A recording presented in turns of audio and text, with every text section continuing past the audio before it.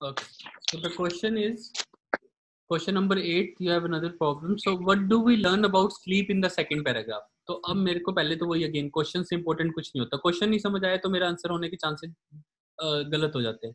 Question अच्छे समझना. What do we learn, हम क्या सीखते हैं about sleep in the second paragraph. Second paragraph में स्लीप के बारे में क्या सीखते हैं. सो अब मेरा मार्कर अगेन पेपर में pencil. A common refrain among sleep scientist about 2 decades ago was that sleep was performed by the brain in the interest of the brain. तो कॉमन ये चीज थी 2 decades पहले, 20 साल पहले ये सोचा जाता था कि sleep was performed by the brain in the interest of brain. एक सेकेंड रुकना. तो sleep scientist that sleep was performed by the brain, और ब्रेन के लिए ही इंटरेस्ट में, मतलब सोना इसलिए इंपॉर्टेंट होता है क्योंकि ब्रेन को रेस्ट चाहिए होता है और ब्रेन ही करता है ये स्लीप, और ब्रेन भी अपने लिए ही करता है. That was not a fully elaborated theory. पूरी थ्योरी नहीं थी, बट इट वाजंट रॉन्ग. वो कंप्लीट थ्योरी नहीं थी लेकिन गलत नहीं थी.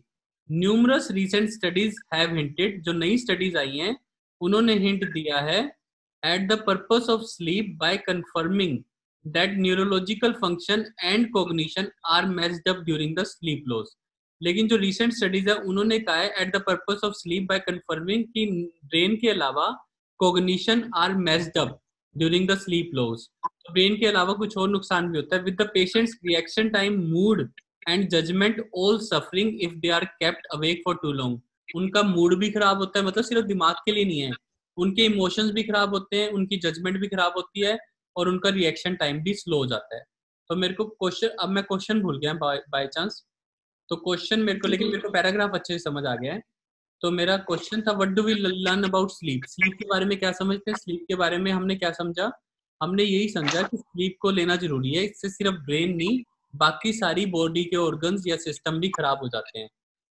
साइंटिफिक ओपिनियन अबाउट इस function has change in the recent years.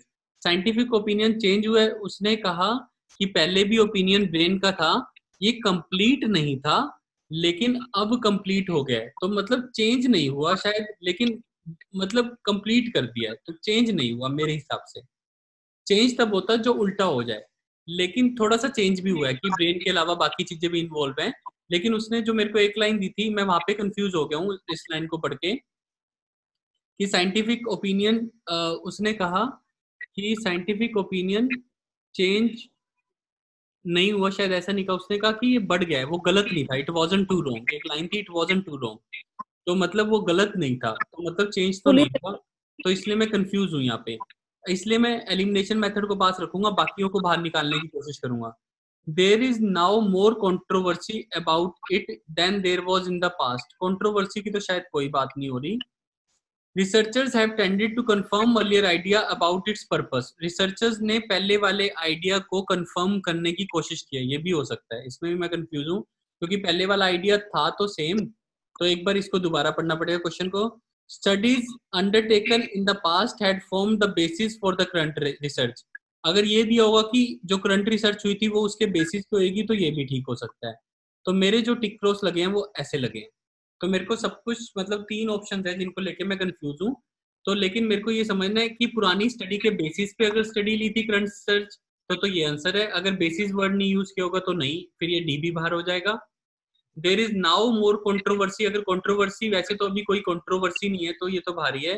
Researchers has tended to confirm earlier about its purpose. अगर पर्पस की ज्यादा बात हुई तो सी करूंगा. तो बिल्कुल कंफ्यूज स्टेट में मैं दोबारा जा रहा हूँ पैराग्राफ में. पैराग्राफ आसान था इसलिए एनर्जी दे रहा हूँ, नहीं तो पेपर में एनर्जी नहीं देता. लेकिन पैराग्राफ आसान है इसलिए मैं एक बार और कोशिश करूंगा इस क्वेश्चन करने की पेपर में. A common refrain about the 2 decades ago was that sleep was in the brain was in the interest of the. That was not an but it was not wrong. तो गलत नहीं थी.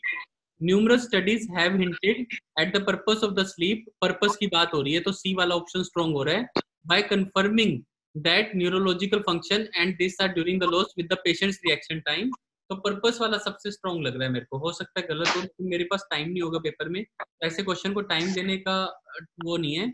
Confirm the ideas about its purpose, शायद सी होना चाहिए. गलत हो सकता है लेकिन सर वही है, सी है ना. Yes sir. समझ रहे हो, कंप्लीट तुक्का है, मतलब मैं बिल्कुल भी शॉर्ट शॉर्ट नहीं कह सकता। This is how reading is executed. ठीक, वापस पैराग्राफ में जाके ये देखना है कि वो अगर बेसिस वर्ड कहता तो मैं पक्का डी कर देता। अगर वो व्यू चेंज, वैसे तो ये भी एलिमिनेशन मेथड से ही किया उसने, उसने कहा है व्यू चेंज नहीं हुआ, कंट्रोवर्सी की कोई बात नहीं हुई, और स्टडीज उसके बेसिस पे नहीं हुई। तो इसका मतलब ये, मतलब अब देखो आंसर के बाद मैं वैसे ही श्योर रहता हूँ, तो कभी आंसर नहीं देखने चाहिए, पहले थोड़े माइंड को यूज करते रहने देना चाहिए, तो आप स्ट्रांग होते रहते हो। Is it okay for everyone?